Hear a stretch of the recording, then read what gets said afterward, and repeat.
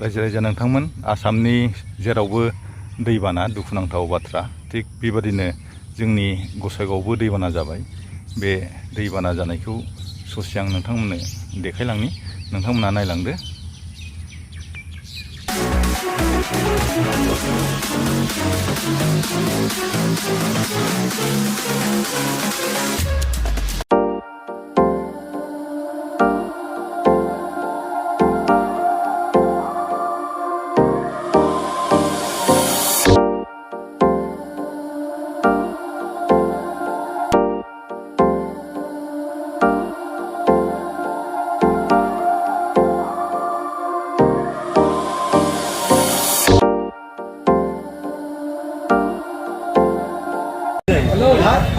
नैबे जाहैबाय गसाइगावनि एकदमबारे मेन बाजारथार। बेवहाय अमाबो फानो, दाउ, बोरमा, ना गासिबो बे साइडजोंनो फानजोबो। बेहायथ' फुरा हरैहाय जानजिसे जासिगोन दैया गोथौआनो। दा दखानदारफ्रा गासिबो ओरै मेन रडआवसो फैजोब्बाय गोजौआव। बाव एसे बाखि दंबावो नालाय लोमनो। ओमफ्राय नैबे जाहैबाय माबा मैगं बाजार। बे मैगं थाइगं गासिबो फानजोबो, माइ बाजाराबो बावनो जायो। खिन्थु बेबो नै फुरा लोमनानै दं। बैलाय सासे बर' हिन्जावा फैगासिनो दं।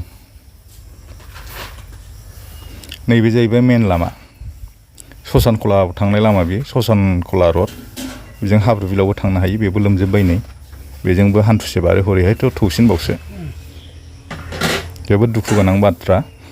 माखासे मानसिफोरथ' रिलिफआव थाहैजोबनांबाय बै नेसनेल हाइवेआव। बेहाय दंहैयो रिलिफ खालामनानै।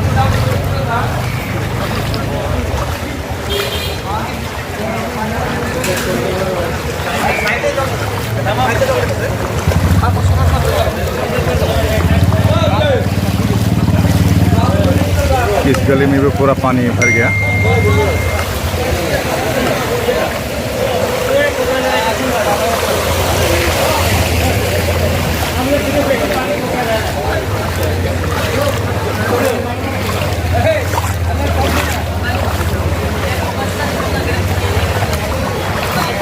नुबाय बे हिन्जाव सानैया उफाय गैयियाव सौखियावसो गाखोनानै दं। पूरा पानी हो गया गोसाइगांव। पूरा पानी हो गया। डूब गया ना? हाँ।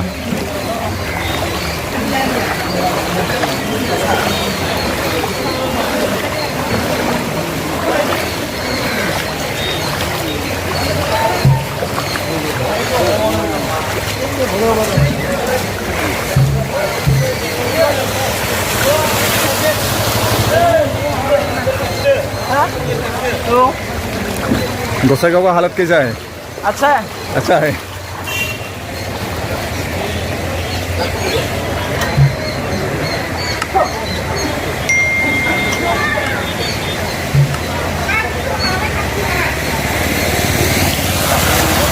हगार ना इउटुबाव। हा? नोंसिनाबो? ए ओमफ्राय मानसि दोनलांनांगौ नालाय बासफोरनिया रिलिफआवहाय दोननो लेंहरदों। रिलिफआव? ए दे। नै बिथांमोनाबो लोमबाय नै, दा बिथांमोनहा रिलिफआव थानायनि लाहार फाहार खालामगासिनो दं।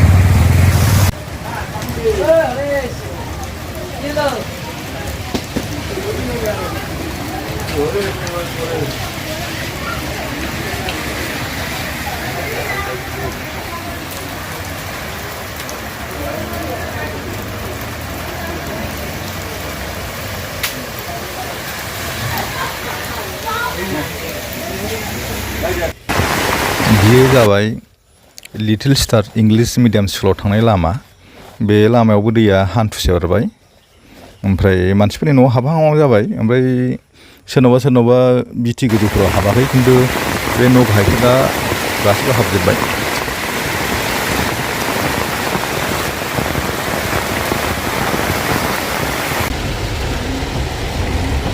दुखु गोनां बाथ्रा जाहैबाय नोंथांमोन, आङो बिराद अखा जुब हानायनि थाखाय भिडिअखौ मोजाङै बानायजोबनो हायाखिसै। बिनि थाखाय आङो नोंथांमोननाव निमाहा बिबाय।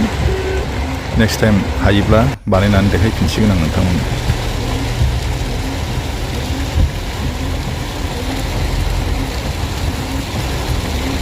बिदिबा दिनैनि भिडिअआ एसेनोसै। गुबुन मोनसे भिडिअआव लोगो मोनफिनगोन गोजोन्थों।